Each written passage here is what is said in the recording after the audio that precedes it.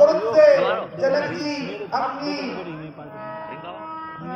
अपनी मनोदशा किस प्रकार सभा में प्रस्तुत करते हैं।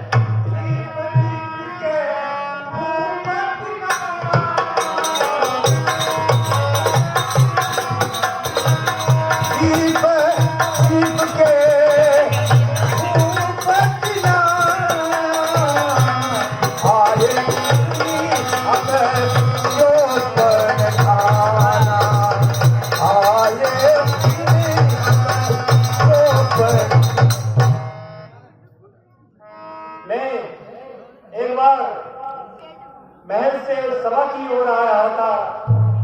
उस समय मैंने क्या देखा कि पुत्री सफाई के दौरान इस धनुष को उठा देती है।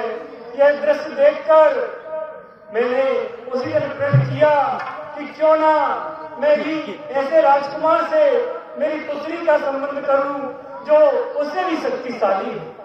पर मैं ये क्या देख रहा हूं, मेरी सारी आशाएं आज जगह के राजा महाराजा आए, दीप दीप के महीपति यहाँ है आज, वीर रणवीर जग के बड़े दिखाने को, देव और धर्मानव शरीर आए जानकी समेत यश कीर्ति बड़ी भाने को।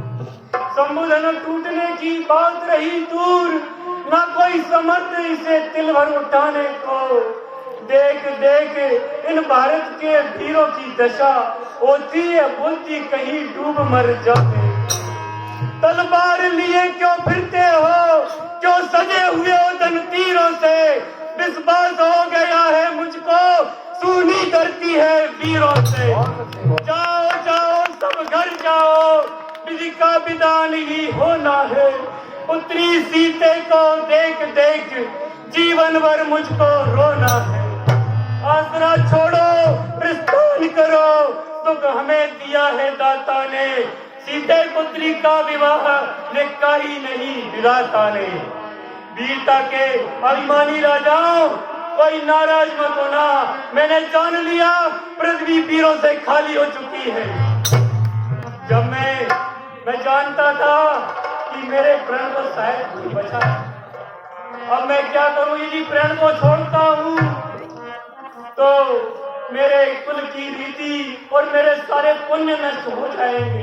यदि प्रण को रखूं तो मेरी पुत्री कुंवारी रह जाएगी। क्या करूं, अब मैंने जान लिया पृथ्वी वीरों से शून्य है। यदि मैं पहले जानता तो मैं ये प्रण कर कर अपने परिवार को, अपने पूर्वजों को इस अपमानित अवस्था में नहीं लाता।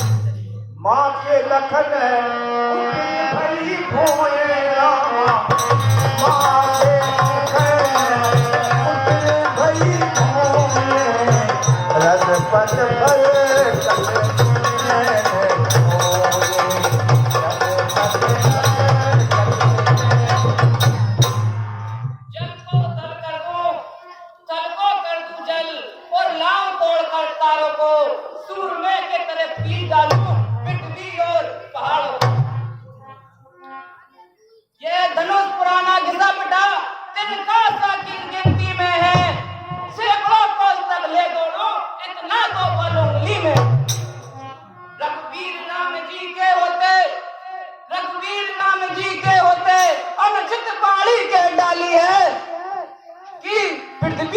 से खाली है।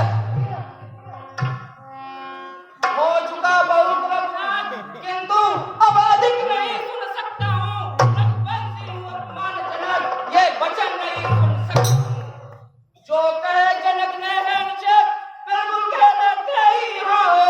ये वचन बाढ़ कैसे सहलूं, है नाथ क्षमा हो तुम। पल पल में सागर मत डालूं, सभी अमृत सकल छोड़ूं मैं। ये तुच्छ धनों की गणना में कच्चे धागे